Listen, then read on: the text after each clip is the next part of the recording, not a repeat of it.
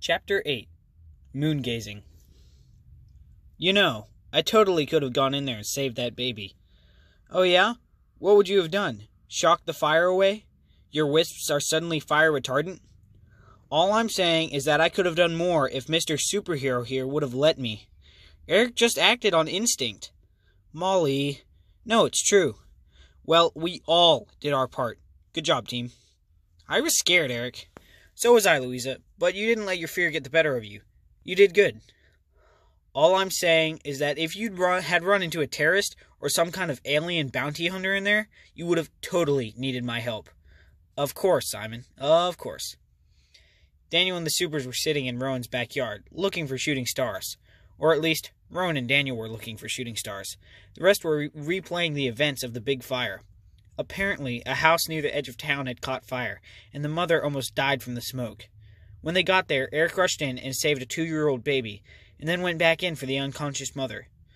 When the fire trucks arrived, she and her baby were both sitting on the grass, safe. The Supers were nowhere around. Okay, looking for these shooting stars is the lamest of Daniel's many, many lame ideas, said Simon. I'm going home to play Demolition Raceway. I'm having a good time, said Louisa, barely stifling a yawn. But it is getting kind of late. It's past Rose's bedtime. Rose was snoring softly in Louisa's lap. It was fun, though, Daniel, she said. I'd do it again. Thanks, Louisa, answered Daniel. I'm sorry, guys. They said there would be a big meteor shower tonight. Maybe it's just too cloudy down here. Don't sweat it, Daniel, said Eric. We'll see them next time around. Race it home, Molly? Eric turned, but Molly was already up in the air. You're toast, she shouted, disappearing into the distance. Darn it, said Eric, calling after her. Give me half a chance, why don't you? The rest of them waved goodbye as they got on their bikes. Daniel looked over at his friend, but Rowan's attention was focused intently on one part of the sky.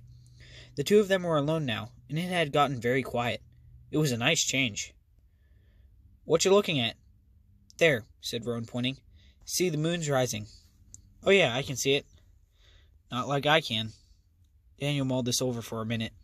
He knew his friend could see things at far distances, but the moon was hundreds of thousands of miles away. You mean you can see all that way? Details and everything? Yup. Then how come you wear glasses? I'm farsighted. I need these for reading. So you can see craters on the surface of the moon, but you need your glasses to read a book. Yup. That's weird. Yeah, well... Daniel smiled and looked back at the night sky. The waxing moon hung low in the sky, like a sliver, barely a fingernail to Daniel's eyes. So, what's it look like? To you, I mean. Remember the star show we saw at the planetarium? Rowan asked, his eyes never leaving the sky. Those pictures they took with the big telescope? Yeah. Well, I don't need a telescope. Right now I'm looking at the Sea of Tranquility. There's a sea on the moon. You're nuts. It's not a real sea. It's just what they call it. It's actually a huge desert where the sand never shifts, never moves. Because, of course, there isn't any wind on the moon. Spooky, said Daniel. Kind of, but it's beautiful, too. Rowan? Yeah?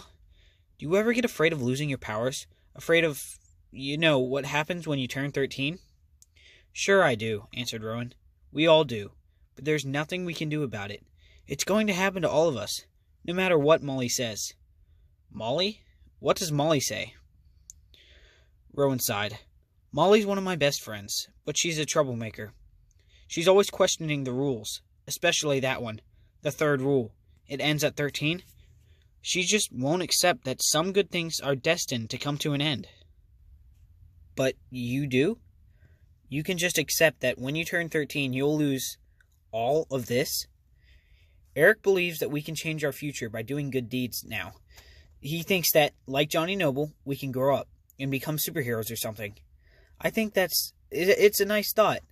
It sure would be great if that were true. But, said Daniel, my family believes in duty, Daniel.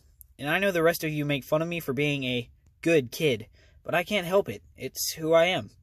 I think we've been given these powers for a reason, and the trade-off is to be responsible and follow the rules, to do our duty. Maybe it's just our destiny to give up our powers when we turn 13, said Rowan, finally taking his eyes off the bright moon. You can't fight fate, Daniel, and you won't be happy as long as you keep trying. Daniel looked at his friend in a whole new way. Rowan had always seemed a little strange, what with his little tiny ties and loafers, but now he seemed almost wise. Wow, said Daniel. Maybe you should have Molly over for dinner sometime. Explain all that to her. It would never work, answered Rowan. Molly hates curry. Daniel laughed, and Rowan said good night as he went inside.